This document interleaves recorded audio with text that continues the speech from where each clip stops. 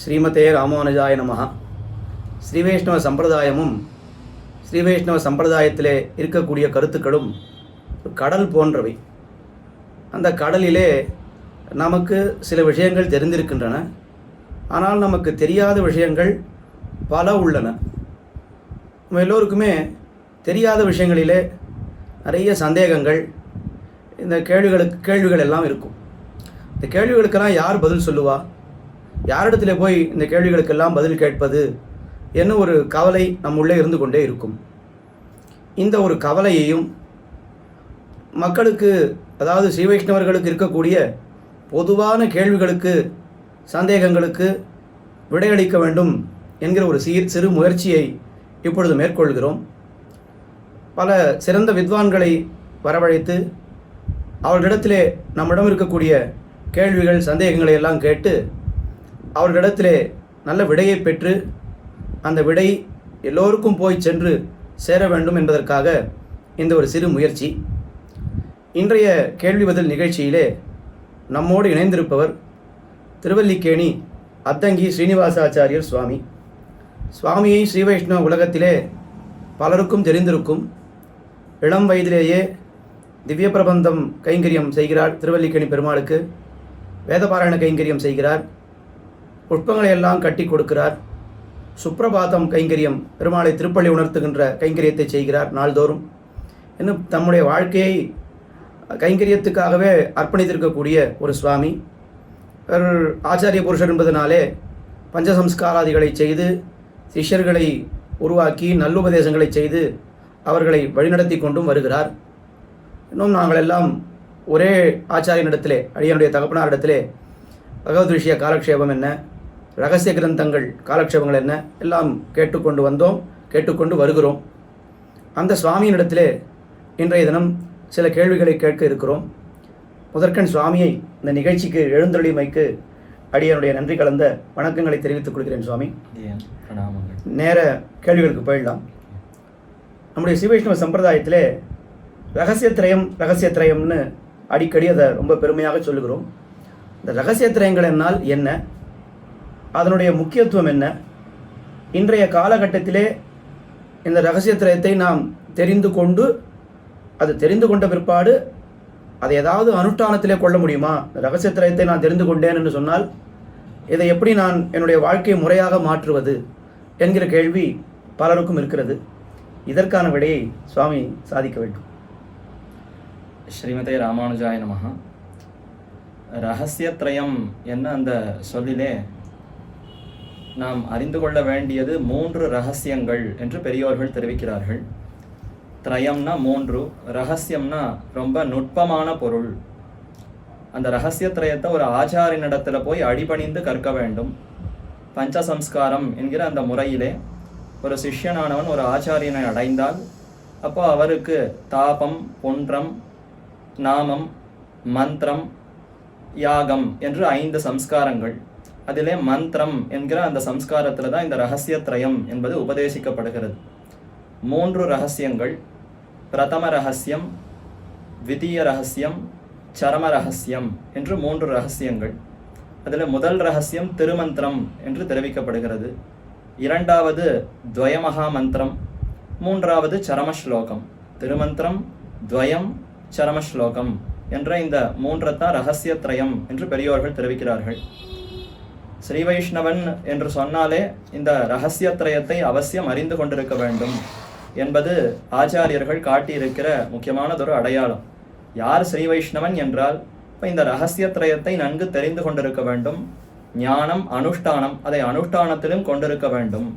இப்போ இந்த 3 ரகசியங்களுடைய அர்த்தத்தை பல ஆச்சாரியர்கள் நன்கு விவரித்திருக்கிறார்கள். பிள்ளை லோகாச்சாரியர் முதலான ஆச்சாரியர்கள் அதற்குன்னு தனியாகவே பல நூல்களை சாதித்து ஒவ்வொரு ரகசியத்துக்குள்ளேயும் இருக்கிற அந்த அர்த்தங்களை பண்ணி நிறைய விவரித்திருக்கிறார்கள். இப்போ அதையெல்லாம் காலக்ஷேபமாக ஒரு ஆச்சாரியனிடத்தில் அடிபணிந்து கேட்டால்தான் ரகசியத்ரயத்தினுடைய முழு அர்த்தத்தையும் நாம் நன்கு புரிந்து கொள்ள முடியும். சரி, அப்படி அந்த ரகசியத்ரயத்தினாலே அறிந்து கொண்ட பிற்பாடு அதை எப்படி கடைபிடிக்கலாம்னா, நம்முடைய வாழ்க்கையிலேயே அது இன்றியமையாமல் இருக்கிறது. அதாவது இந்த அர்த்தத்தை தெரிந்து கொண்டால்தான் நம்முடைய வாழ்க்கை முறையே செம்மையாக இருக்கும். இப்போ அவரவர்கள் ஸ்ரீ வைஷ்ணவர்கள்னு சொல்லி கொண்டிருக்கிறோமே தவிர பெயரளவிலே தான் ஸ்ரீ வைஷ்ணவத்துவம் இருக்கிறது. அனைவருமே மற்ற மக்களை போலத்தான் கேள்விகளில் நன்கு வாசிக்கிறோம், படிக்கிறோம், பெரிய உத்தியோகத்தை எதிர்பார்த்து கொண்டு உத்தியோகத்துக்கு செல்லுகிறோம், நல்ல வருமான உயர்வை எதிர்பார்க்கிறோம், பின்பு குடும்பத்தை அமைத்துக் கொள்ளுகிறோம், நல்ல அந்த மக்கள் செல்வத்தை அனுபவிக்கிறோம், பின்னாடி சொத்து சேர்க்கிறோம், இப்படி போய்கொண்டிருக்கிறோமே தவிர இந்த ரகசியத்திரயத்தை அதுல நாம ஒன்றும் அதை கடைபிடிக்கிற மாதிரி தெரியவில்லையே என்று தோணலாம். ஆனால் ரகசியத்திரயத்தை காலக்ஷேபமா கேட்ட பிற்பாடுதான் அதை கடைபிடிக்க முடியும். அது என்னன்னே தெரிந்து கொள்ளாமல் எப்படி அதை கடைபிடிக்க முடியும்? அப்போ சிறு வயதிலே ஒரு ஆச்சாரனிடத்துல அடிபணிந்து முதல்ல மந்திரத்தை பெற வேண்டும், பின்னாடி அந்த மந்திரத்தினுடைய அர்த்தத்தை காலக்ஷேபமாக பெற வேண்டும். பெற்ற பின்னர் தான் அதை எப்படி அனுஷ்டிக்க முடியும், அதை பெற்ற பின்னர் தான் அதை எப்படி அனுஷ்டிக்க முடியும் என்பதையே சிந்திக்க முடியும். உதாரணத்துக்கு திருமந்திரத்துல நாம் முக்கியமா என்ன தெரிந்து கொள்ளுகிறோம்னா, ஜீவாத்மா எம்பெருமானுக்கே அடிமைப்பட்டவன், எப்பொழுதும் பரமாத்மாவினுடைய அந்த பெருமைகள், பரமாத்மாவுக்கு எது ஆனந்தத்தை கொடுக்குமோ அதையே இந்த ஜீவாத்மா செய்ய வேண்டும் என்று தெரிவிக்கப்பட்டிருக்கிறது. அப்ப நாம நம்முடைய உடல் சுகத்துக்கு உண்டான இந்த வியாபாரங்களை பண்ணி கொண்டிருக்கும் பொழுது உத்தியோகத்துக்கு போகிறோம், மக்கள்கள் செல்வத்தை பெறுகிறோம், இவர்களை வளர்க்கிறோம், சொத்து சேர்க்கிறோம், சுகத்துங்களை அனுபவிக்கிறோம், இப்படியே போய்கொண்டிருக்கிறோமே.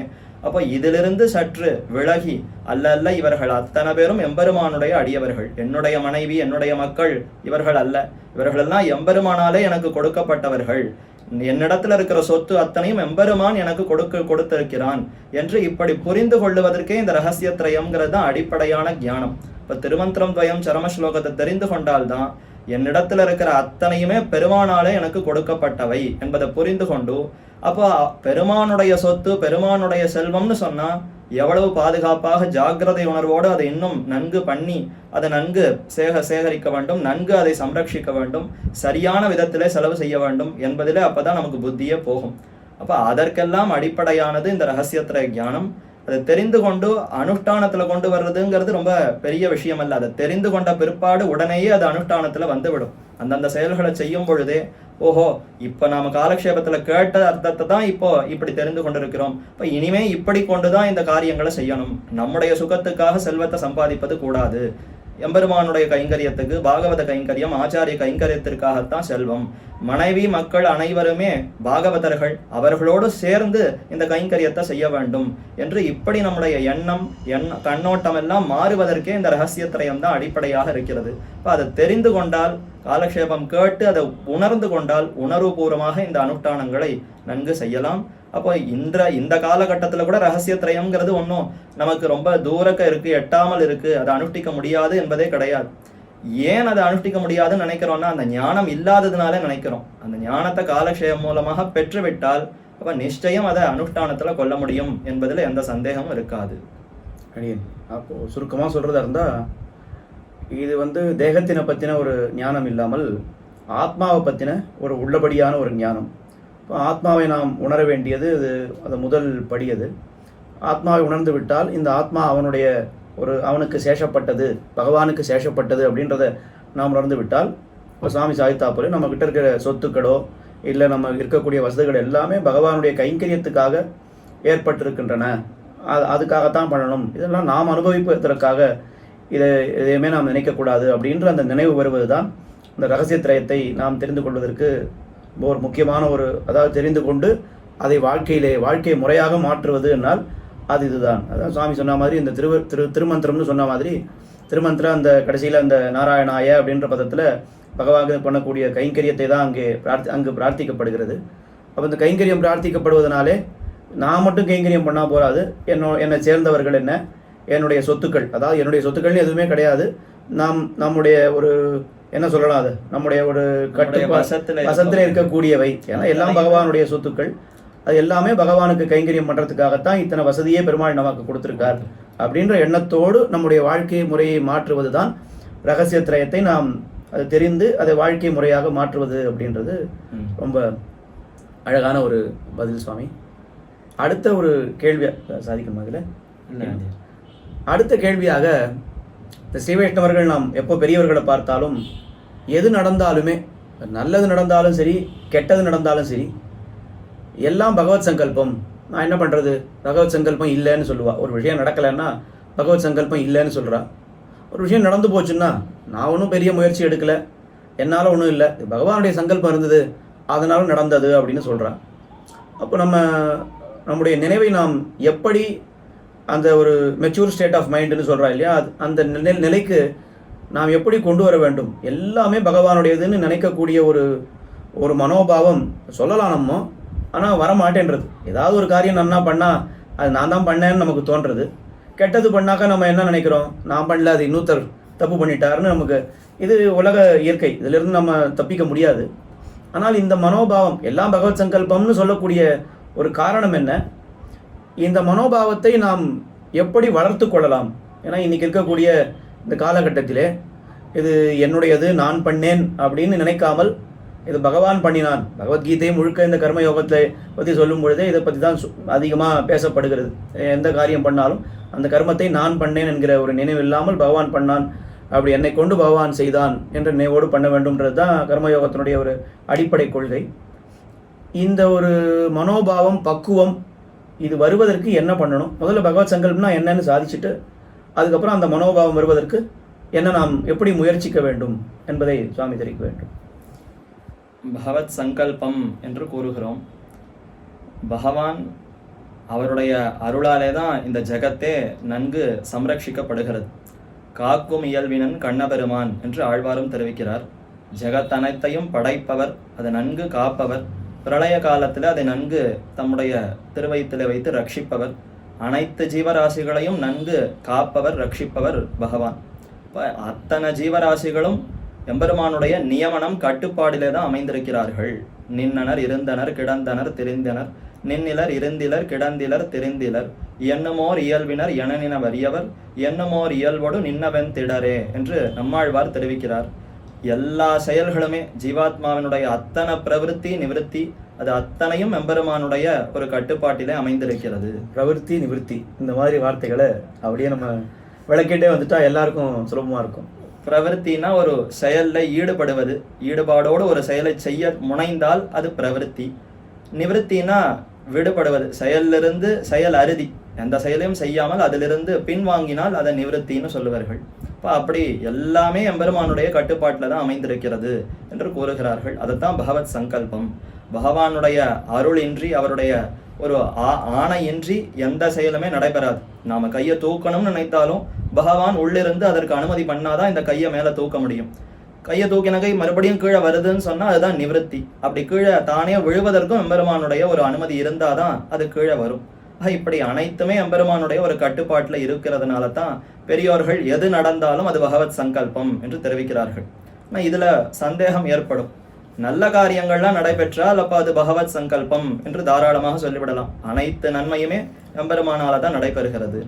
ஆனால் தீய காரியங்கள், ஒருத்தர் திருடுறார், ஒருத்தர் யாரையோ ஒருத்தர் அடிக்கிறார், கோவப்படுறார் அப்படின்னா இப்போ இந்த மாதிரியான இந்த தீய காரியங்கள், தீய பண்புகள் இதெல்லாமும் பகவத் சங்கல்பத்தினால தான் ஏற்படுகிறதா என்றால் ஆமாம், தீமையும் எம்பெருமான் தான் படைத்திருக்கிறான். இந்த ஜெகத்துல புண்ணிய பாப ரூபமான 2 கர்மங்கள். புண்ணிய கர்மங்களை செய்தால் அவர்களுக்கு நன்மை ஏற்படும், தீய பாப கர்மங்களை செய்தால் அதனால மேலே மேலே துன்பங்களை அனுபவிப்பார்கள், துக்கங்களை அனுபவிக்கிறோம். இப்படி மாறி மாறி இரண்டையும் இந்த ஜெகத்துல இருக்குமாறு தான் இந்த ஜெகத்தையே படைத்திருக்கிறார். அப்ப இரண்டத்திற்கும் எம்பெருமான் தான் காரணம். ஆனால் நேர் காரணமாக ஒரு விதையை மாறி அவர் இருந்து காரணமாக இருக்கிறாரானா அப்படி அல்ல. பூமிங்கிறது பொதுவான காரணம். அதுல என்ன விதையை விதைக்கிறோமோ அந்த மரம் முளைக்கிறது. இப்போ தென்னை மரம்னா தேங்காயை நட்டா தென்னை மரம் வரும், மாங்கொட்டையை நட்டால் மாமரம் வரும். அதே மாதிரி சாத்துக்குடி அந்த விதையை போட்டால் சாத்துக்குடி மரம் வரும். ஆனால் தேங்காயை நட்டால் அதுல மாமரம் வருமா? வராது. அதே போல சாத்துக்குடி விதையை நட்டால் அதுல இருந்து மல்லிகைப்பூ செடி வருமானா? வராது. அப்ப அந்தந்த விதை தான் அந்தந்த செடிக்கு காரணம்னு அந்த நிலத்துல ஒரு சாதாரண உழவு அதுலயே பார்க்கிறோம், உழவு தொழிலையே பார்க்கிறோம். அதே மாதிரிதான் பகவத் சங்கல்பம்னு சொன்னால் அனைத்தும் பகவான் காரணமாக இருந்தாலும் அவரவர்கள் செய்கிற அந்த சுவாதந்திரியத்தோடு தங்களுக்கு இருக்கிற ஜீவாத்மாக்களுக்குன்னு அறிவு இருக்கிறது, சைத்தன்யம் அறிவு கொடுக்கப்பட்டிருக்கிறது. அந்த அறிவை கொண்டு அவர்கள் என்ன முடிவெடுக்கிறார்களோ அந்த முடிவு, அந்த செயல் அதற்கு பெருமான் அனுமதிக்கிறான். ஆனா அந்த முதல் முடிவு எடுப்பது ஜீவாத்மா தான். நான் நல்ல காரியத்தை செய்ய போகிறேனா, தீய காரியத்தை செய்ய போகிறேனா, எதுல செல்ல போகிறேங்கிறத முடிவெடுப்பது ஜீவாத்மா. எடுத்த முடிவிலே சரி போகட்டும்னு அனுமதிப்பவர் பகவான். அப்படியா அனுமதித்த பிற்பாடு தான் அந்த காரியத்தை நம்மால செய்ய முடியும். நான் இதை செய்யணுங்கிற அந்த விருப்பம் என்னிடத்துல இருந்தாலும் அதை செய்து முடிப்பதற்கு பகவானுடைய அனுமதி இருந்தால்தான் செய்ய முடியும். அப்படி ஏன் பெருமான் நம்மை அனுமதிக்கிறார்? நல்ல காரியத்துக்கு மட்டும் அனுமதிக்கலாமே, தீய காரியம் செய்வதற்கும் அவர் அனுமதிக்கணுமான்னு சொன்னால், இந்த ஜகத்தையே ஒரு விளையாட்டாகத்தான் எம்பெருமான் கொண்டிருக்கிறான். வேட்டை பண்ணி விளையாடும் விமலன் தன்னை கண்டீரே என்று இந்த ஜகத்தையே ஒரு பெரிய விளையாட்டரங்கமாக கொண்டு நம்மையெல்லாம் காய்களாக வைத்துக்கொண்டு எம்பெருமான் விளையாடுகிறான்.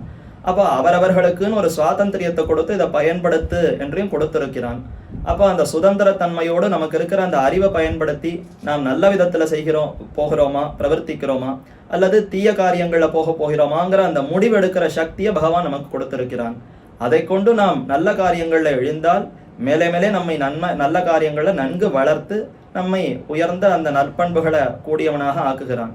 இல்லை தீய காரியங்களுக்கு போகிறோம்னா சரி போகட்டும், அவனா என்று தெரிந்து கொண்டு வருகிறானோ வரட்டும். அறிவு கொடுக்கப்பட்டிருக்கிறதல்லவா, அந்த அறிவை நாம செயல்படுத்தணுமே. இப்ப சாதாரண அச்சேதன பொருள்களை மாதிரி நம்மையும் எம்பெருமான் வெறுமனே அறிவில்லாமல் படைக்கவில்லை, அறிவற்ற பொருள்களாக நம்ம வைக்கவில்லை. ஜீவாத்மாவுக்குன்னு அறிவு கொடுக்கப்பட்டிருக்கிறது. அந்த அறிவை பயன்படுத்த வேண்டும் என்பதற்காகத்தான் பெருமான் சற்று எல்லா காரியங்களையுமே உதாசீனனாக இருந்து அவரவர்கள் என்ன காரியத்தை செய்யட்டுமோ அதற்கேற்றாற் போல பலன் கொடுக்கிறேன் என்று இருக்கிறான். அப்ப தீய காரியங்கள் நடைபெறும் பொழுதும் அதுவும் பகவத் சங்கல்பம் என்று ஏன் சொல்லுகிறார்கள்னா, அவர்தான் பொதுவான காரணமாக இருந்து சரி இவன் செய்யட்டும், பின்பு இவன் தெரிந்து கொண்டு வரட்டும்னு அதற்கு அனுமதிக்கிறார். இது ஒரு காரணம் பகவத் சங்கல்பம்னு சொல்லப்படுகிறது. மற்றொன்று, அந்தந்த ஜீவாத்மாக்களுக்கு இந்த சமயத்துல அவன் பிரார்த்திப்பதை உடனே கொடுக்கவில்லைன்னு சொன்னா அது பெரிய துக்கம், துன்பம். என்னென்னமோ பிரார்த்தனையோட பெருமானிடத்துல சொல்லுகிறோம். அந்த பிரார்த்தனை எனக்கு உடனே நடைபெறவில்லைன்னு சொன்னால் அப்ப எனக்கு அது தீமையாகிவிட்டது, பெரிய துன்பம் ஏற்பட்டு விட்டது, இதற்கும் பகவான் காரணம் என்று பகவானிடத்துல அவர் மேல பழி சுமத்துகிறோம். வாஸ்தவம் தான். எது நமக்கு நன்மை எது நமக்கு தீமைங்கிறது நமக்கு தெரியாதே, அவன் தான் முடிவு பண்ணணும். அது நாம என்னென்னத்தை பிரார்த்திக்கிறோமோ நமக்கு வேண்டிய அத்தனையும் நன்மையாகத்தான் இருக்கும்ன்றதும் அவசியம் இல்லை. இது வேண்டும் அது வேணுங்கிற விருப்பத்தினால எதையோ பிரார்த்திக்கலாம். ஆனா உண்மையில ஜீவாத்மாவுக்கு எது நன்மைங்கிறது பகவானுக்கு தானே தெரியும். ஒரு சிறு குழந்தையினுடைய தாய்க்கு தான் இந்த குழந்தைக்கு எது நல்லதுங்கிறது தெரியும். குழந்தை எதையோ வீதியில பார்க்கறதெல்லாம் ஆசைப்படலாம், அத்தனையும் தாயார் வாங்கி கொடுக்க மாட்டா. ஆனா குழந்தைக்கு எது நன்மை பயக்குமோ அதைத்தான் தாயார் வாங்கி கொடுப்பா. அதே போலதான் பகவானும் நமக்கு எது நன்மை கொடுக்குமோ நன்மையை பயக்குமோ அதை மட்டும் கொடுக்கிறான். அப்படி கொடுக்காத சமயத்தில நமக்கு அது கஷ்டமாக போகிறது, பெரிய துக்கமாக ஆகிறதுன்னா அதையும் ஆச்சாரியர்கள் இது பகவத் சங்கல்பம், பகவானுடைய அனுகிரகத்தினால தான், இதுவும் ஒரு விதமான அனுகிரகம். உனக்கு ஒருவேளை நீ கேட்டபடி அந்த பிரார்த்தனை நிறைவேறி இருந்ததுன்னு சொன்னால் அது வேறு விதமாக உனக்கு பெரிய ஆபத்தே ஏற்பட்டிருக்கலாம். அதனால அந்த பெரிய ஆபத்தை தவிர்ப்பதற்கு இந்த சிறிய துன்பம் இவன் அனுபவித்தாலும் அனுபவிக்கட்டும்னு பெருமாள் இந்த மாதிரியான சில துன்பங்களை பெருமான் கொடுக்கிறான் என்றும் பெரியோர்கள் ஆச்சாரியர்கள் விவரிக்கிறார்கள். அதனால தான் அனைத்துமே பகவத் சங்கல்பம் என்று தெரிவிக்கப்படுகிறது. இது ரகசியத்திரயம் முதலான இப்ப முன்னாடி சொன்ன அந்த காலக்ஷேபங்களை கேட்கவே பக்குவமாகி இந்த அறிவு பக்குவம் அடைந்து நாளடைவுல இதெல்லாம் அவர்களுக்கு நன்கு புரியலாம், வாழ்க்கையில அதுவே புரிய ஆரம்பிக்கும். இப்போ சுவாமி சாதித்த விஷயம்தான் ஞானசாரத்துல விருப்புரினும் தொண்டருக்கு வேண்டும் இதமல்லால் திருப்பொலிந்த மார்பன் அருள் செய்யான் நெருப்பை விடாதே குழவி விழ வருந்தினாலும் தடாதே ஒழியுமோ தாய் அப்படின்னு அதை ரொம்ப அழகா எல்லாருக்கும் புரிகிற மாதிரி சுவாமி ஒரு பாசுரம் அருளி செய்திருக்கிறார். தொண்டருக்கு வேண்டிய இதத்தை தான் பகவான் நடத்துவான். அது பிரியம் ஹிதம்னு ரெண்டு சொல்றா இல்லையா? அந்த பிரியம்னா நமக்கு பிடிச்சது, ஹிதம்னா இப்போ பிடிக்கலைன்னாலும் பின்னால நமக்கு நல்லதை நன்மையை கொடுக்கக்கூடியது. அதனால் நான் அந்த ஹிதத்திலேயே அவன் நோக்காக இருந்து நமக்கு வேண்டிய ஒரு ஏதோ ஒரு பிரார்த்திக்கிறோம் அப்படின்னு சொன்னாலும் அதை அவன் அந்த சமயத்தில் அவன் கொடுக்காம தட்டி கழிப்பதற்கு இதுதான் காரணம் அப்படின்னு ரொம்ப அழகான ஒரு சமாதானம் இது. ஆனால் இந்த கேள்விக்குள்ளேயே இன்னொரு கேள்வியும் இருக்குது சுவாமி. இப்போ சொன்னது எல்லாமே ஒரு ஜீவாத்மாவை பற்றி நம்ம பேசிட்டோம். ஒரு ஜீவாத்மாவுக்கு தன்னுடைய கர்மத்தின் காரணமாக இதை பண்ண ஆசை வருது, பண்ணக்கூடாதுன்னு தோன்றுறது. ஆனால் இங்கே பொதுவாக இருக்கக்கூடிய கேள்வி என்னென்னா, சரி ஒத்துண்டுட்டேன், என்னுடைய கர்மம் காரணமாக ஒரு விஷயம் எனக்கு பண்ணணும்னு ஆசை வருது, வரல. ஆனால் என்னுடைய சம்பந்தம் எதுவுமே இல்லாமல் இந்த உலகத்தில் பல நன்மை தீமைகள் நடக்கிறது. இப்போ ஒரு கெட்டதுன்னு எடுத்துட்டோம்னா திடீர்னு ஒரு நாள் பூகம்பம் வருது, திடீர்னு ஒரு நாள் சுனாமின்னு வருது. இது என்னுடைய கர்மத்தினால வருதா இல்லை இன்னொருத்தருடைய கர்மத்தினால வருதா நம்ம சொல்ல முடியாது. இதெல்லாம் ஏன் ஏற்படுகிறது, இது யாருடைய கர்மத்தினால இது ஏற்படுகிறது அப்படின்ற கேள்வி எல்லார் மனதிலையும் இருக்கிறது. இதுதான் ஆதி தெய்வீகம், ஆதி பௌதிகம், ஆத்தியாத்மிகம் என்று இந்த உலகம் சம்சாரம்னு சொன்னாலே இங்க 3 விதமான துன்பங்கள் இருக்கிறது என்று பெரியோர்கள் தெரிவிக்கிறார்கள். 3 விதமான தாபங்கள். நாம ரொம்ப கொதித்து போய் கிடக்கிறோம், துன்பங்களை நிறைய மாறி மாறி அனுபவிக்கிறோம். அதுல ஆத்தியாத்மிகம் என்றால் இந்த உடல், அவரவருக்குன்னு கொடுக்கப்பட்டிருக்கிற அந்த உடல் சம்பந்தமான துன்பங்கள், அதுதான் ஆத்தியாத்மிகம். அடுத்து ஆதி பௌதிகம்னா நிறைய இந்த பூதங்களால ஏற்படுகிறது, மற்ற ஜீவராசிகள், நாய், பூனை, எலி என்ன எத்தனையோ ஜீவராசிகள், அதனாலே நமக்கு ஏற்படுகிற துன்பங்கள். அடுத்து ஆதி தெய்வீகம்னா இந்த மாதிரியான இந்த பஞ்சபூதங்கள், தேவர்கள், அவர்களாலே நமக்கு ஏற்படுகிற துன்பங்கள். இதுதான் ஆதி தெய்வீகம். அதுல தான் இந்த பூகம்பம், சுனாமி, அதே மாதிரி பெரிய புயல் அடிக்கிறது, காட்டு தீ பற்றி எரிகிறது, இந்த மாதிரியான விஷயங்கள் எல்லாம் ஆதி தெய்வீகம் என்கிற அந்த வகுப்பை சார்ந்ததாக கூறப்படுகிறது. இந்த சம்சாரத்துல இந்த மாதிரியான துன்பங்கள் இது என்னுடைய கர்மத்தினால் அது ஏற்படவில்லைன்னு சொன்னாலும் சம்சாரம்ங்கிறது துக்கமயம்ங்கிறது நமக்கு புரிய வைக்க வேண்டும் அல்லவா? எல்லாம் இந்த உலகத்துல சௌக்கியமாவே இருந்து விட்டதுன்னு சொன்னா இப்ப யாரும் இதை விட சிறந்த இடத்திற்கு போகணும், சிறந்ததை அனுபவிக்கணுங்கிற அந்த ஒரு சந்தேகம், அனுபவிக்கணுங்கிற அந்த விருப்பமே யாருக்கும் வராதே. இந்த உலகத்திலேயே ரொம்ப சௌக்கியமா எல்லாம் இருந்து விட்டதுன்னு சொன்னால் அப்ப அனைவருக்கும் இதை காட்டிலும் இன்னும் சிறந்தது இருக்கிறதுங்கிற அந்த எண்ணமே ஏற்படாது. அதனால தான் இந்த சம்சாரத்துல இப்படி பல துன்பங்களோடு கூடியதாகவே எம்பெருமான் வைத்திருக்கிறான். இதையெல்லாம் எம்பெருமான் தம்முடைய சுவாதந்திரியத்தினாலேயே கொடுக்கிறான் தான் புரிந்து கொள்ள வேண்டும். நமக்கு சில அர்த்தங்களை புரிய வைக்க வேண்டும் என்பதற்காக இப்ப வைத்தியர் நமக்கு சிகிச்சை பண்ணணும்னு சொல்றதுனால நம்முடைய அவயவங்களை அவர் சற்று துன்பம் கொடுக்கிறார், கத்தி வைத்து அறுக்கிறார்னு சொன்னால் அவர் வேண்டும்னு அவர் செய்யவில்லையே. நமக்கு அந்த சிகிச்சை, அதாவது அந்த உடல் வியாதியோ என்ன அந்த நோயோ அதை தீர வேண்டும் என்பதற்காகத்தான் அவர் சற்று அந்த துன்பத்தை கொடுக்கிறார். அதையும் பொறுத்து கொண்டால் பின்னர் நீண்ட காலத்துக்கு சுகத்தை அனுபவிக்கலாம். அதே போலதான் இந்த சம்சாரம்ங்கிறது தாழ்ந்தது, இதுல மாறி மாறி பல துன்பங்கள் வந்து கொண்டுதான் இருக்கும் என்பதை புரிய வைப்பதற்காக, அதற்காகத்தான் பெருமான் இந்த மாதிரியான துன்பங்களை கொடுக்கிறார். அது பலருக்கும் புரிய வைக்க வேண்டும் என்பதற்காகத்தான் இப்படி ஒரு பெரிய விதத்திலே அது இந்த மாதிரியான காரியங்கள் எல்லாம் பெருமானை ஏற்படுத்தியிருக்கிறார் என்று கொள்ளலாம் என்று அடியனுக்கு பெரியவர்கள் கூறின அந்த விஷயத்திலிருந்து புரிய வருகிறது. இப்போ அந்த 2 கேள்வி நம்ம முன்னாடி பார்த்த 2 கேள்வியிலிருந்து 3ஆவதாக ஒரு கேள்வி நமக்கு தோன்றுறது. இப்போ முதல் கேள்வியில் வந்து ரகசியத்திரயத்தினால நாம் என்ன தெரிஞ்சுக்கலாம்னா, நம்ம இடத்த வசப்பட்டிருக்கக்கூடிய மனைவி மக்களோ இல்லை பணம் காசோ எல்லாமே பகவானுக்கு கைங்கரியம் பண்ணுறதுக்காகன்னு ஒரு விடை நமக்கு கிடைச்சிது. இந்த கேள்வியில் நமக்கு என்ன விடை கிடைச்சதுன்னா, இந்த சம்சாரம்னா அது துன்பம் நிறைந்துதான் இருக்கும், இதில் இன்பத்தை நாம் தேட முடியாது, அதனால பெருமாள் கஷ்டத்தை கொடுத்துட்டு தான் இருப்பார். அவனவனுக்கு கிடைக்கக்கூடிய கஷ்டங்கள் ஆத்தியாத்மிகம்ன்றது அவனவனுடைய கர்மத்துக்கு தகுந்தா போல வந்துட்டே இருக்கும். இந்த ஆதி பௌதிகம், ஆதி தெய்வீகம் எல்லாம் அடிக்கடி வந்துட்டே இருக்கும் அப்படின்னு. இப்போ நம்ம பெருமாள் இடத்துல போய் சேவிக்கிறோம் அப்படின்னு சொன்னால் பெருமாள் இடத்துல என்ன பிரார்த்திக்கலாம்? நம்ம இப்போ எல்லாமே பகவத் சங்கல்பம், என்னுடைய வஸ்துக்கள் எதுவுமே என்னோடது இல்லை அப்படின்னு சொன்னால் பெருமாள் இடத்துல போய் நான் பிரார்த்திப்பதற்குன்னு ஒன்றுமே இல்லையாம். அப்படி எனக்கு நல்லா படிக்கணும், நான் நிறைய சம்பாதிக்கணும், சீக்கிரம் கல்யாணம் ஆகணும், குழந்தை பிறக்கணும், நிறைய செல்வங்கள் சேரணும்னு எல்லாம் நம்ம நிறைய பிரார்த்தனைகள்லாம் பண்ணிட்டு இருக்கோம். இதெல்லாம் பண்ணலாமா கூடாதா? இந்த பிரார்த்தனைகள்லாம் பண்ணலாமா கூடாதான்ற கேள்விக்கு முன்னாடி இந்த பிரார்த்தனைகள்லாம் வேதங்களிலேயே சொல்லியிருக்கு இல்லையா? பணம் வேணும்னா அதுக்கு இந்த யஜ்ஞத்தை பண்ணலாம், நல்லா சுகமாக இருக்கலாம், அதாவது குழந்தை குட்டியோடு இருக்கணும்னா அதுக்கு இந்த யஜ்ஞம் அப்படிலாம் சொல்கிறது. அப்போ இது வேதத்திலேயே அங்கீகரிக்கப்பட்ட பிரார்த்தனைகள்னு நமக்கு நன்னாவே தெரியுது, அதில் சந்தேகம் இல்லை. ஆனால் இப்போ முன்னாடி பார்த்த கேள்விகளுக்கு இருக்கக்கூடிய பதிலுக்கும் இந்த வேதத்தினாலே அங்கீகரிக்கப்பட்ட பிரார்த்தனைகள் இப்படி இருக்குது அப்படின்னா, இப்போ இந்த பிரார்த்தனைகள் பகவானிடத்தில் பண்ணலாமா கூடாதா?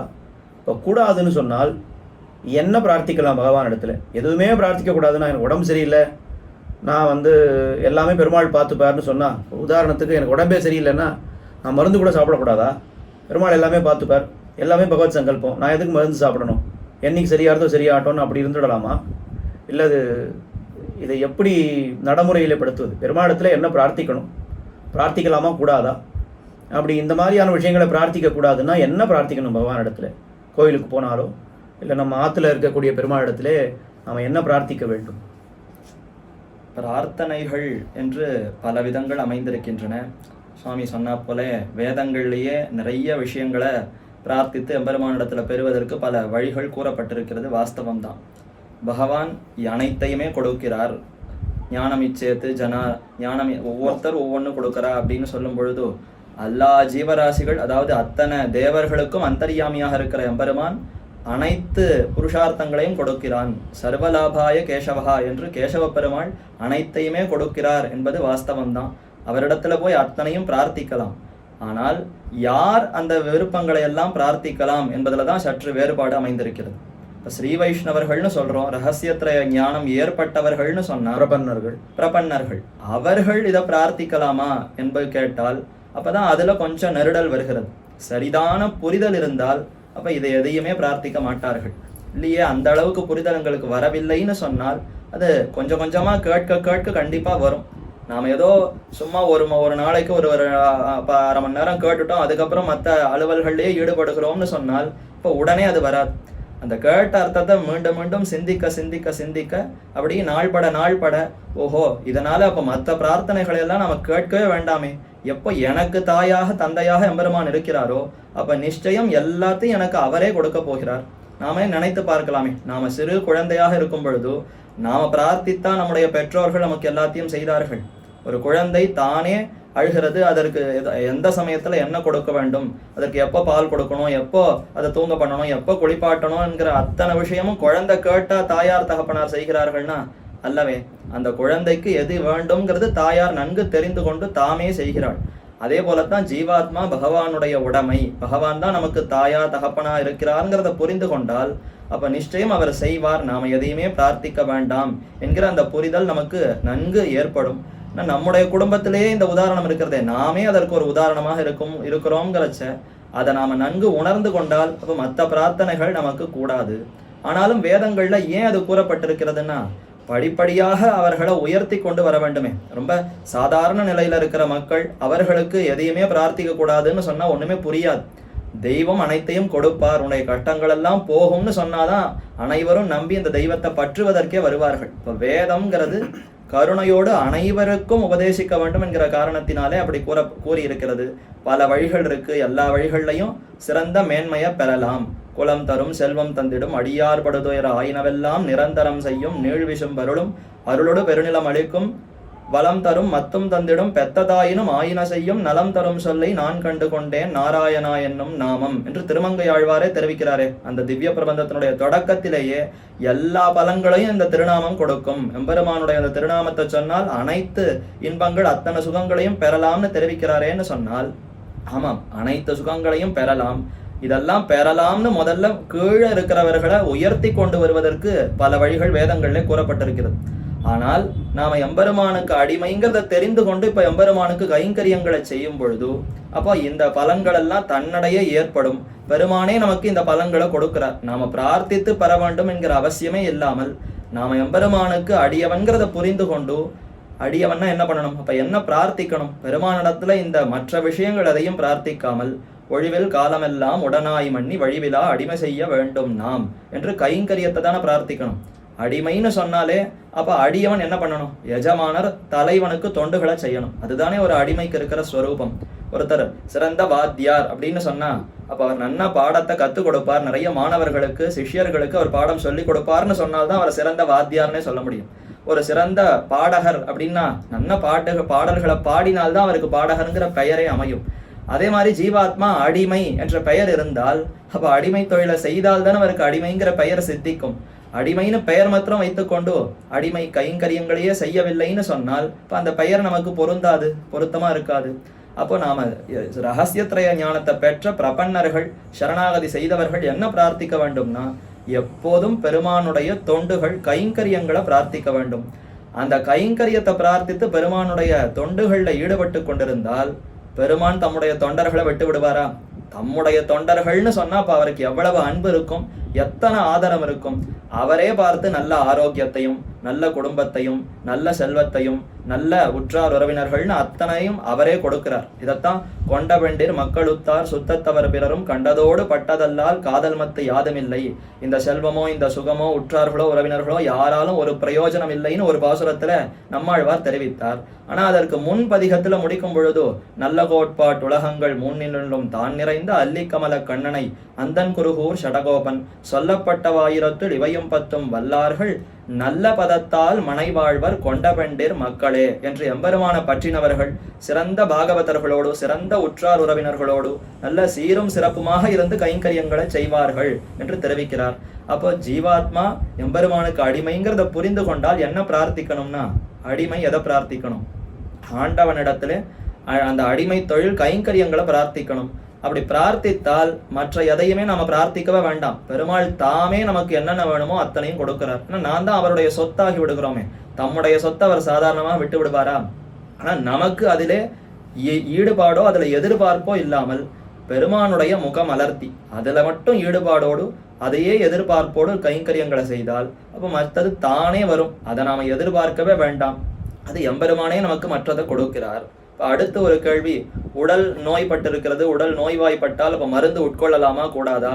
உடம்பு சரியில்லைன்னா எப்படி கைங்கரியங்களை செய்ய முடியும்? அப்ப அதற்காவது இந்த மருந்து எடுத்துக்கொள்ளலாமா என்றால் இல்ல ரெண்டு விதம். ஒருத்தர் ரொம்ப உறுதியோட இருக்கிறார், எனக்கு பகவான் தான் அனைத்தையும் செய்ய போகிறார், அவர் தான் எனக்கு தாரகம், அவரை தவிர வேற எதுவுமே எனக்கு வேண்டாம்ங்கிற அந்த நிலையில யாரான ஒரு பெரிய சிறந்த பிரபன்னர், ஆழ்வார்கள்லாம் அப்படிதான் இருந்தார்கள். உண்ணும் சோறு பருகும் நீர் தின்னும் வெத்திலையும் எல்லாம் கண்ணன் என்று சாதாரண இந்த நீரோ இந்த உணவோ இந்த காற்றோ மற்ற எதுவுமே எங்களுக்கு வேண்டாம், எல்லாம் கண்ணன்னு ஆழ்வார்கள் இருந்தார்கள். அந்த மாதிரி சிறந்த நிலையில இருக்கிற பாகவதர்கள் இந்த மருந்து கூட எடுத்துக்கொள்ள மாட்டார்கள். அனைத்தும் பெருமான் பார்த்து கொள்கிறார், அவர் இருக்க எனக்கு என்ன தனியா மருந்து என்று வைத்தியோ நாராயணோ ஹரிஹி ஔஷதம் ஜாஹ்னவி தோயம் என்று எம்பெருமானுடைய திருவடி தீர்த்தம் அதுதான் மருந்து. எம்பெருமானே மருந்தும் பொருளும் அமுதமும் தானே என்று இருக்கிறார்னு ஆழ்வாரும் தெரிவிக்கிறார். பகவானையே மருந்தாக கொண்டு மற்ற மருந்தை கூட எடுத்துக்கொள்ளாமல் உறுதியோடு இருக்கிற சில ஸ்ரீ வைஷ்ணவர்கள் பிரபன்னர்களும் இருக்கிறார்கள். அவர்களுடைய நிலை வேறு. பொதுவாக நாம் எப்படி இருக்கிறோம்னா அந்த அளவுக்கு நிஷ்டை நமக்கு இன்னும் வரலை.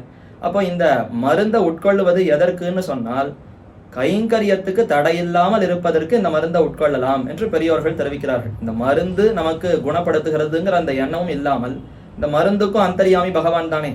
எதோ வைத்தியர்கள் என்னென்ன மாத்திரையோ என்ன சிகிச்சை பண்ணாலும் இது இத்தனையும் பெருமானுடைய ஒரு அவயவமாக பெருமானுக்கு ஒரு சரீரமாகத்தான் இருக்கு. இதுக்குள்ளேயும் பகவான் தான் அந்தர்யாமியாக உள்ளும் புறமும் நீக்கமர நிறைந்திருக்கிறார். அப்ப அவர் தான் இந்த மருந்து வடிவத்தில இருந்து என்னை குணப்படுத்துகிறாருங்கிற அந்த ஒரு உணர்வோடு அந்த ஒரு தெளிவோடு இந்த மருந்தை உட்கொண்டு உறுதியோடு இந்த மருந்தை எதுக்கு உட்கொள்கிறோம்னா என்னுடைய உடல் நன்கு சுகமா இருக்கணுங்கிறதுக்காக இல்லை, எம்பெருமானுடைய தொண்டு கைங்கரியத்துக்கு தடையாக இப்படி இந்த நோய் என கஷ்டப்படுகிறது, அதனால இந்த கஷ்டத்தை போக்கிக் கொள்ள வேண்டும், எம்பெருமானுடைய தொண்டு அது நன்றாக நடைபெற வேண்டும், அதற்கு தடையாக இருப்பதினாலே இந்த நோயை போக்கிக் கொள்ளணும் என்பதற்காக இந்த மருந்தை பெருமானே உள்ளே இருந்து அந்த மருந்தாக இருக்கிறார்ங்கிற அந்த உறுதியோடு அந்த தெளிவோடு இந்த மருந்தை எடுத்துக்கொள்ளலாம் என்று பெரியோர்கள் தெரிவிக்கிறார்கள். அதையே இப்போ கைங்கரியத்தை பத்தி சுவாமி சாதிச்சது. ஆனால் அந்த கைங்கரியம்னு பார்க்கும் பொழுது இப்போ கோயிலில் போய் கைங்கரியம் பண்ணுறோம் அப்படின்னா பெரும்பாலும் எல்லா கைங்கரியத்தையும் புருஷாக தான் பண்ணுறான் இல்லையா, ஆண்கள் தான் செய்கிறார்கள். அப்போ சம்பிரதாயத்தில் பெண்களுக்கு என்ன ஒரு இன்றைய காலகட்டத்தில் என்ன ஒரு ரோல் இருக்குது அப்படின்ற ஒரு கேள்வி எழுகிறது. இல்லை கோயிலில் பண்ண முடியாது, பெண்களெல்லாம் வீட்டு பெருமாளுக்கு ஆற்றுல இருக்கக்கூடிய கிரகார்ச்சை திருவாராதனம் பண்ணும் பொழுது கோலம் போடலாம், விளக்கேற்றலாம், இந்த மாதிரியான கைங்கரியங்கள்லாம் பண்ணி கொண்டு வருகிறார்கள். ஆனாலும் கோயில்களில் இன்னும் பெண்கள் நேரடியாக கைங்கரியம் அந்த மாதிரி யாரும் பண்ணுறதில்லை. அப்போ பெண்களுடைய நிலைமை என்ன இன்றைக்கி சம்பிரதாயத்தில்? எதுக்காக இந்த கேள்வி கேட்குறேன்னா, பெண்கள் தான் நம்ம ஒரு வீடு நல்லா இருக்கணும்னா அதுக்கு ஒரு பெண் தான் காரணம். ஒரு பெண்ணு எப்படி இருக்காளோ அவளை பொறுத்து தான் அந்த வீடே இருக்குது அப்படின்னு சொல்கிறான்.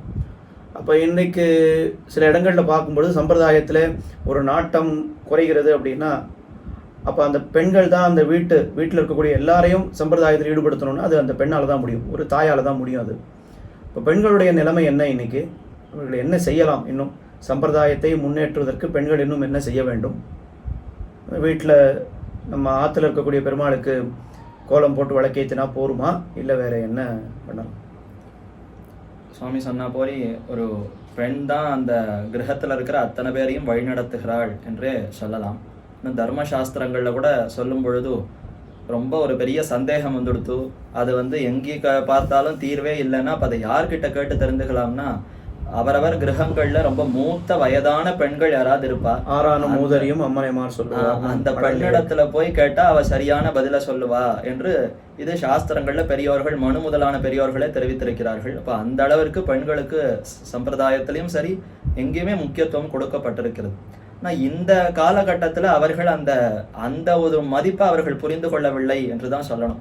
ஏன்னா ஏதோ உலக விஷயங்கள்ல அங்கங்க பல இடங்கள்ல எங்களுக்கு முன்னுரிமை வேண்டும், இந்த இடத்துல நாங்க இவர்களோடு சமம், இவர்களோடு சமம், எங்களுக்கும் எல்லா உரிமை வேண்டும்னு அப்படி பிரார்த்திக்கிறார்களே தவிர சம்பிரதாயத்துல அவர்களுக்கு எத்தனை முக்கியத்துவம் கொடுக்கப்பட்டிருக்கிறது என்பதை அவர்கள் புரிந்து கொள்ளவில்லை என்றுதான் சொல்ல வேண்டும். அது புரிந்து கொள்ளவில்லைன்னு சொல்றதா, இல்லைன்னா அவர்களுக்கு புரியப்படுத்தவில்லை, நம்ம சொல்ல வேண்டியவா போய் சரியா சொல்லலைன்னு சொல்றதா, சேரலன்னு சொல்லலாம், இரண்டுமே கொள்ளலாம். அவரவர்கள் குடும்பங்கள்ல அது எப்படி சூழ்நிலை அமைந்திருக்கிறதுன்னு தெரியல. பெரியோர்கள் எப்படி வளர்த்திருக்கிறார்களோ அப்போ அப்படி வளரும். இப்போ அந்த பெண்களுக்கு இந்த ஞானம் அடிப்படையில சம்பிரதாய ஞானம் அது இளம் வயதிலேயே ஏற்பட வேண்டும். அதைத்தான் ஆண்டாள் நாச்சியார் 5 வயது சிறு குழந்தையாக இருக்கும் பொழுதே நீராட போதுவீர் போதுமினோ நேரிழையீர் என்று முதல் பாசுரத்திலேயே தன்னோடு மற்ற அத்தனை தோழிமார்களையும் பெண்களையும் ஒன்றாக அழைத்து கொண்டு பகவத் அனுபவத்துக்கு சென்றிருக்கிறாள் என்று ஆண்டாள் நாச்சியாரே காட்டு கொடுத்திருக்கிறார்னு சொன்னால், அப்போ இளம் வயதிலேயே பெண்களுக்கு இந்த ஞானம் அவர்களுக்கு ஏற்பட வேண்டும், அதற்கு வழிவகை செய்ய வேண்டும் என்று பார்க்கிறோம். அப்படி அவர்களுக்கு அந்த இந்த பகவத் விஷய ஞானம் ஏற்பட்டதுன்னா மேற்கொண்டு அதை எப்படி அவர்கள் அனுஷ்டானத்துல கொண்டு வருவது? எம்பெருமானுக்கே அடிமை என்பதை புரிந்து கொண்டு விட்டால் எப்படி அவர்கள் கைங்கரியம் செய்யலாம்னு சுவாமி கேட்டது. அது அவரவர்கள் கிரகங்களில இப்ப மொத்த கைங்கரியமும் பெண்களுக்கு தான். புருஷாளுக்கு என்ன கைங்கரியம்னா பெண்கள் பண்ணி வைத்த அத்தனையும் பெருமான் இடத்துல கொண்டு போய் அப்படி சமர்ப்பிக்கிறதோட சரி. அதற்கு முன்னாடி இருக்கிற அத்தனை ஏற்பாடுகள், ஒரு கிரகத்தை சுத்தமா தொடைக்கிறதுல இருந்து அதை மொழிகி கோலமிடுறதுல இருந்து தடிக பிரசாதங்களை அது தயார் விளக்கேத்துறது, புஷ்பம் தொடுக்கிறது, விளக்கேத்துறது, புஷ்பம் தொடுக்கிறது, அத்தனையும் வஸ்திரங்களை சுத்தம் பண்ணி வைக்கிறதுல இருந்து அத்தனை பொறுப்பையுமே ஒரு பெண்ணுக்கு தான் சாஸ்திரம் படி கொடுத்து வைத்திருக்கிறார்கள். ஏன்னா அவதான் அதை பக்குவமா செய்வான்னு சாஸ்திரத்துக்கே பண்ணணும்னா நம்பிக்கை இருக்கு போல் இருக்கு. பெண்கள் தான் தேவை. புருஷனிடத்துல சொன்னா அவன் எப்படி செய்வான்றது தெரியல போல் இருக்கு. அதனாலதான் சரி பெண்கள் ரொம்ப பக்குவமா பணியோடு அந்த பரிவோடு செய்வாங்கிற அந்த ஒரு நம்பிக்கையோடு சாஸ்திரமே அவர்களுக்கு தான் இந்த பொறுப்பை கொடுத்திருக்கிறது. இப்ப கிரகங்களை பொறுத்த வரைக்கும் இப்படி ஏகப்பட்ட கைங்கரியங்கள் இருக்கு. ஒரு நாள் 24 மணி நேரமே போராத அளவிற்கு அவர்களுக்கு அத்தனை கைங்கரியங்கள். மேலும் பகவான்னு மட்டும் அல்லாது பகவானோடு சேர்ந்திருக்கிற பாகவதர்கள் தானே, நம்ம குடும்ப உறுப்பினர்கள் அத்தனை பேருமே பாகவதர்கள் பார்த்து அந்த ஞானத்தோடு இருந்தால் பாகவதர்களுக்கும் கைங்கரியம் பண்ண வேண்டும். அப்போ கிரகங்கள்ல எப்ப பாரு தொடர்ந்து கைங்கரியம் இருக்கதான் போகிறது. இதை தவிர சன்னதிகள்ல என்ன கைங்கரியம் செய்யலாம், அவர்களுக்கு அங்க என்ன வாய்ப்பு இருக்கிறதுன்னு சொன்னால், அங்கும் இப்போ வீதி புறப்பாடுன்னு சொன்னா, உள் புறப்பாடுன்னு சொன்னா அங்க மொழிகி கோலமிடுகிற கைங்கரியம் இருக்கிறது. அதே போல புஷ்பங்களை தொடுத்து கொடுக்கிற கைங்கரியம் இருக்கிறது. இப்படி அந்த இடத்துலயும் சன்னதிகள்லையும் மற்ற சில பெண்களுக்கு எல்லாத்துக்கும் மேல மங்களாசாசனம் பண்ற கைங்கரியத்துக்கு ஆண் பெண்ன்ற வித்தியாசமே இல்லை, எல்லாருமே சேர்ந்து பண்ணலாம். ஆமா, பெருமாளை புறப்பாடுலையோ இல்ல ஒரு திருமஞ்சனமோ ஏதோ ஒரு கோஷ்டி நடக்கிறதுன்னா பெண்கள் இருந்து பெருமாளை சேவிச்சுட்டு அந்த கோஷ்டியில கலந்துண்டு கோஷ்டி சேவிக்கும் பொழுது அதை கேட்டுண்டு அதில் வரக்கூடிய பாசுரங்களுக்கு அர்த்தம் தெரிஞ்சதுன்னா அதை மனசில் நினைச்சுண்டு மங்களாசாசனத்தை மனசால பண்றதுல எந்த விதமான ஒரு தடையும் கிடையாது. அது முக்கியமான கைங்கரியம் இல்லையா? ஆமா, அது மானசீகமா பண்ணலாம். அதே போல காய்கமா பல கைங்கரியங்கள். அதே போல மற்ற பெண்களுக்கு தாங்கள் தெரிந்து கொண்ட அந்த விஷயங்களை பகிர்வது. கோவில்னு சொன்னாலே அது ஒரு ஞான கேந்திரம்னு அந்த காலத்துல அப்படிதான் வைத்து கொண்டிருந்தார்கள். பலருக்கும் பல அந்த விஷயங்கள், பகவத் விஷயத்தை பலருக்கும் இந்த சன்னதிகள் கோவில்கள் மூலமாகத்தான் அத்தனை பேருக்கும் உபன்யாசம்னு சொன்னாலே கோவில்கள்ல தான் நடைபெற்று கொண்டிருந்தது. அது ஞான கேந்திரமா இருக்கிற அந்த இடத்துல ஒரு பெண்ணானவள் மற்ற பெண்களோடு கூட சேர்ந்து இப்படி இந்த விஷயங்களை அன்று கேட்டேன், இதை இங்க கேட்டேன், அந்த விஷயங்களை பரிமாறிக்கொண்டால் அதுவே ஒரு சிறந்த கைங்கரியமாக அமையும் என்று பார்க்கலாம். இப்படி கோவில்கள்லையும் அவர்களுக்கு வாய்ப்பு இருக்கிறது, கிரகங்கள்லையும் வாய்ப்பு இருக்கிறது. ஆனால் அவர்கள் தெரிந்து கொண்டு அதுல முனைப்போடு ஈடுபட வேண்டும். ரொம்ப அழகான பதில்கள் எல்லாமே. இன்னும் நிறைய கேள்விகள் நம்ம இடத்துல இருக்கிறது, ஆனால் நேரம் தான் குறைவாக இருக்கிறது. கடைசியா ஒரு 2-3 கேள்விகள் எல்லா இடத்துலையும் கேட்க வேண்டும். மற்ற கேள்விகள்லாம் ஒரு வித்வான் இடத்துல ஒரு கேள்வி கேட்பதாக இருக்கிறோம். ஆனால் ஒரு 2-3 கேள்விகள் எல்லா இடத்துலையும் கேட்க வேண்டும் என்ற ஒரு ஆசை. அதில் முதல் கேள்வியாக சுருக்கமான பதில் தான் இதுக்கு தேவை. ஏன்னா கேள்விகள் நிறைய இருக்கு. இப்போ சுருக்கமாக முதல் கேள்வியாக, இன்றைய சம்பிரதாயத்தினுடைய இன்றைய நிலை அது கவலையா நிம்மதியா? சம்பிரதாயத்தினுடைய நிலைன்னு சொல்லும் பொழுது அது பாதி பாதியாகத்தான் சொல்ல முடியும். முழுக்க நிம்மதி முழுக்க கவலை என்று சொல்ல முடியாதபடி ஒரு பாதி கவலையாகவும் இருக்கு, ஒரு பாதி நிம்மதியாகவும் இருக்கு. இப்போ உதாரணத்துக்கு இந்த தொலைத்தொடர்பு சாதனங்கள் மூலமாக பல விஷயங்கள் பலருக்கும் உலகளாவிய எல்லாருக்குமே போய் சேருகிறதுன்னா பெரிய நிம்மதி. அந்த காலத்துல இந்த மாதிரியான ஒரு தகவல் தொடர்பு சாதனங்கள் ஏதும் இல்லாத ஒரு நிலை. இப்போ இத்தனை ஒரு பெரிய சாதனம் இப்போ சொல்லுவது அடுத்த க்ஷணமே அடுத்தவர்களுக்கும் போய் சேருகிறதுன்னா அது பெரிய நிம்மதியாக இருக்கிறது. அதே சமயத்துல அத்தனை பேரும் ஒழுங்கா அதை கேட்டு பின்பற்றுகிறார்களா, அவர்களோடு நமக்கு அந்த ஒரு கண்ட்ரோல்னு சொல்றோமே அந்த மாதிரியான ஒரு விஷயம் இதுல இல்லை. நாம சொல்றது அவர்களுக்கு போய் சேர்றதே ஒழிந்து எத்தனை பேர் அதை ஒழுங்கா நன்கு புரிந்து கொள்ளுகிறார்கள், கடைபிடிக்கிறார்கள். இப்போ ஒரு குரு சிஷ்ய ஒரு பாவம்னா நேருக்கு நேர இருந்து கொண்டு அவர்கள் கண்காணிக்கலாம், குரு என்ன வேணுமோ அவர் சிஷ்யருக்கு சிக்ஷிக்கலாம், இப்படி செய்யக்கூடாதுன்றதை நேரடியாக சொல்லலாம். ஆனா இந்த மாதிரியான தகவல் தொடர்பு சாதனத்தை தகவலை மட்டும் பரிமாறிக்கலாமே தவிர மீண்டும் அவர்கள் எப்படி இருக்கிறாருங்கிறத நம்ம கண்காணித்து அதை நிர்ணயிக்க முடியாமல் ஒரு நிலை இருக்கிறது. இப்ப அது கவலை தரும் நிலையாக இருக்கிறது. இப்ப இப்படி இரண்டுமே எந்த ஒரு விஷயத்தையும் சொல்ல முடியாது, நிம்மதினு சொல்ல முடியாது. சில ஆஸ்பெக்ட்ல கவலையா இருக்கு, சில ஆஸ்பெக்ட்ல நிம்மதியா இருக்கு. அப்படிதான் அடியனுக்கு தோன்றுகிறது. சரி சுவாமி. அடுத்து தேவருடைய திருவடி சம்பந்தம் பெற்றவர்கள், திருமாளிய திருவடி சம்பந்தம் பெற்றவர்களுக்கு தேவரில் சொல்லக்கூடிய உபதேசங்கள் என்ன சுருக்கமா? முக்கியமா ஒரு 2 விஷயம் சொல்லுவது உண்டு. எப்பொழுதும் அவர்கள் இந்த சமாஷேனம் பண்ணி கொண்ட பிற்பாடு ரகசியத்திரையும் அதெல்லாம் தினப்படி அனுசந்திக்கணும், அந்த தனியங்கள் அனுசந்திக்கணும், அதெல்லாம் ஒரு விஷயம் இருந்தாலும் நெத்தி கிட்டுகிற விஷயத்துல கொஞ்சம் கவனமா இருந்து கொண்டு எங்கு சென்றாலும், அலுவலகத்தை சென்றாலும் சரி, எந்த இடத்துக்கு போனாலும் ரொம்ப தைரியமா அந்த திருநாமத்தை நெத்தியில இட்டுக்கோங்க. அதுல எந்த விதமான கூச்சமும் பட வேண்டாம். எங்கு சென்றாலும் எந்த இடத்துக்கு சென்றாலும் நம்முடைய அந்த சின்னம் நாம பெருமானுக்கு அடிமைங்கிறத வெளிப்படுத்துவதற்கு அதுதான் முக்கியமானது ஒன்று. அதனால அதை எந்த இடத்துலையும் எங்க இப்போ ஒரு பாஸ்போர்ட் சைஸ் போட்டோ கொடுக்குறனாலும் நெத்தியில எதுவும் இல்லாத போட்டோவை தான் பல பேர் கொடுக்குறான். அப்படி இல்லை, இருக்கக்கூடாது. நம்ம பகவானுக்கு அடிமைன்னு தெரிந்தாலே முதல்ல நெத்தியில தான் அதுதான் அடையாளமா இருக்கு, யாருங்கிறதுக்கு அடையாளமே.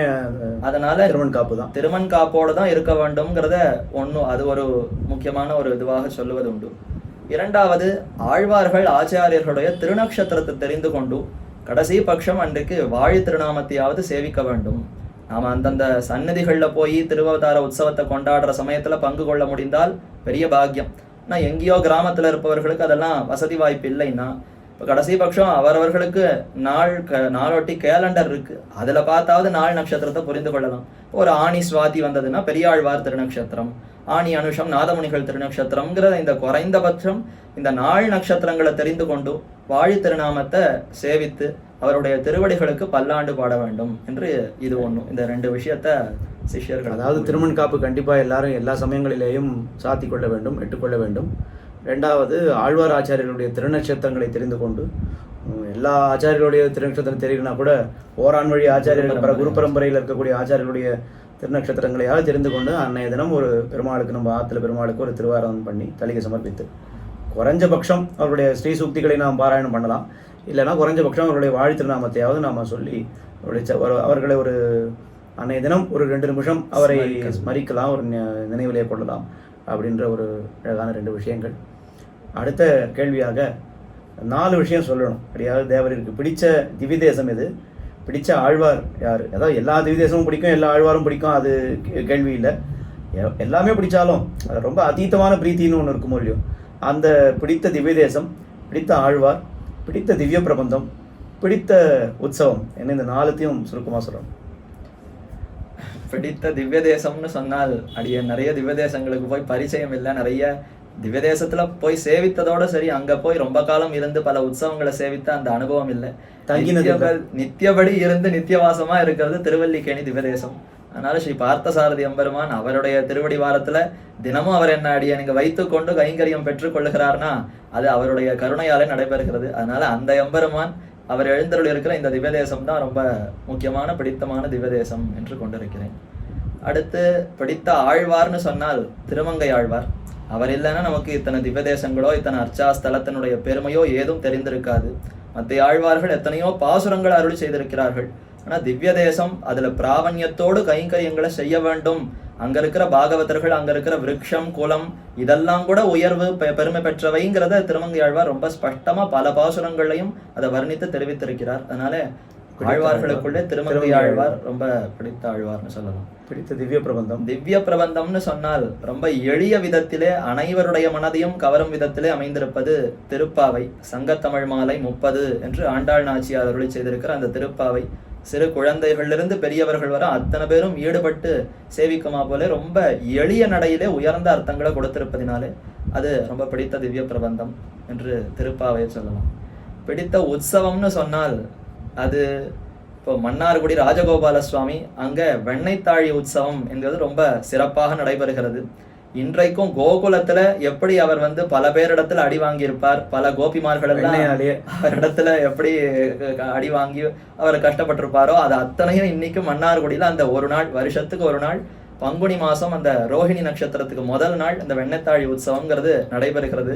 அடியனும் நேர போய் சேவித்ததில்லை, தொலைக்காட்சியில இதுலதான் 2 நாள் நடக்கிறதுன்னு அடியன் கேள்விப்பட்டிருக்கேன். பங்குனி உற்சவத்தையும் நடக்கிறது, அதே மாதிரி ஆனி மாசம் தெப்போற்சவம் நடக்கிறது. ஆனா வெண்ணெய் அவர் பேர்ல வீசுற அந்த உற்சவம் வருஷத்துக்கு ஒரு நாள், அதுல மட்டும் தான் நடைபெறுகிறது. வெண்ணெய்த்தாழி உற்சவம் 2 நாள் நடக்கும். ஆமா, அதுல அத்தனை அடியவர்களுக்கும் கையில வெண்ணெய் அர்ச்சகரே கொடுக்குறார். இந்த வாரம் கண்ணன் பேர்ல அடியும்னு சொல்லி கையிலேயே கொடுத்து அதை பெருமாள் முகத்திலேயே அப்படியே வீசி அடிக்க சொல்ற அந்த விதமான ஒரு எளிமைய வேற எந்த அர்ச்சாவதார எம்பெருமான் எங்கேயும் வெளிப்படுத்துகிறதா தெரியவில்லை. அவர் கண்ணனாகவே இருந்து கொண்டு தான் அன்று பால சேஷ்டித்தத்தை எப்படி நடத்தினாரோ அதை இன்னைக்கும் அத்தனை பேருக்கும் நடத்தி காட்டுகிற ரொம்ப ஆச்சரியமான ஒரு உற்சவமாக அதை அடியன் கருதுகிறேன். அடியன் ரொம்ப ரொம்ப நன்றி சுவாமி. நிறைய கேள்விகளுக்கு பொறுமையா விளக்கமாகவும் பொறுமையாகவும் பதிலளித்தமைக்கு ரொம்ப நன்றி. இப்படிப்பட்ட வாய்ப்பை கொடுத்து அடியனுக்கும் சீலம் இல்லா சிறியன் இருந்தாலும் 2 விஷயங்கள் ஆச்சாரியரிடத்துல கேட்ட விஷயங்களை பகிர்ந்து கொள்வதற்கு ஒரு வாய்ப்பாக இது அமைந்திருக்கிறது. குற்றம் குறைகள் இருந்தால் க்ஷமிக்கும்படி இந்த நிகழ்ச்சியே இந்த கேள்விகளை எல்லாம், அதாவது மக்களுக்கு பொதுவாக இருக்கக்கூடிய கேள்விகளை எல்லாம் வித்வான்களிடத்தில் கேட்டு அவர்களிடத்திலிருந்து தகுந்த சமாதானங்களை கொண்டு அதை மக்களுக்கு கொண்டு சேர்க்க வேண்டும் என்பதற்காகத்தான் ஒரு சிறிய முயற்சி.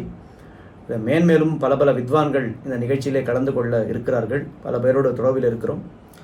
உங்களுடைய கேள்விகளை நீங்கள் வித்வான்களிடத்தில் கேட்க வேண்டும் என்றால் உங்களுடைய கேள்விகளை வாட்ஸ்ஆப்பிலே 94491192 என்கிற நம்பர், அதாவது 94491192 என்கிற நம்பருக்கு வாட்ஸ்ஆப் மூலம் உங்களுடைய கேள்விகளை நீங்கள் தெரிவித்தால் அந்த கேள்விகளையும் நாங்கள் அடுத்தடுத்த வித்வான்கள் இந்த நிகழ்ச்சியிலே பங்கு கொள்ளக்கூடிய வித்வான்களிடத்திலே அந்த கேள்விகளையும் கேட்டு எல்லோருக்கும் இந்த சந்தேகம் பலருக்கும் இருக்கும், அந்த எல்லோருக்கும் அந்த சந்தேகம் தீரும்படியாக இந்த விஷயங்களை எளிய முறையில் எடுத்துச் செல்லலாம் என்று நினைத்திருக்கிறோம். முதல்லையே அந்த கேள்விகளை சொன்ன மாதிரி பகவத் சங்கல்பம்னு தான் நினைக்கிறேன். இப்படி ஒரு நிகழ்ச்சி ஆரம்பிக்கணும்னு நமக்கு தோணினது பகவத் சங்கல்பம்.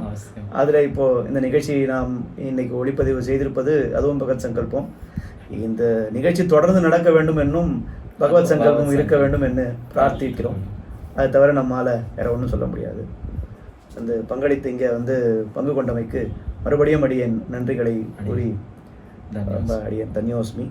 ஸ்ரீமதே ராமானுஜாய நமஹ. ஆழ்வார் எம்பெருமானார் ஜீயர் திருவடிகளே சரணம்.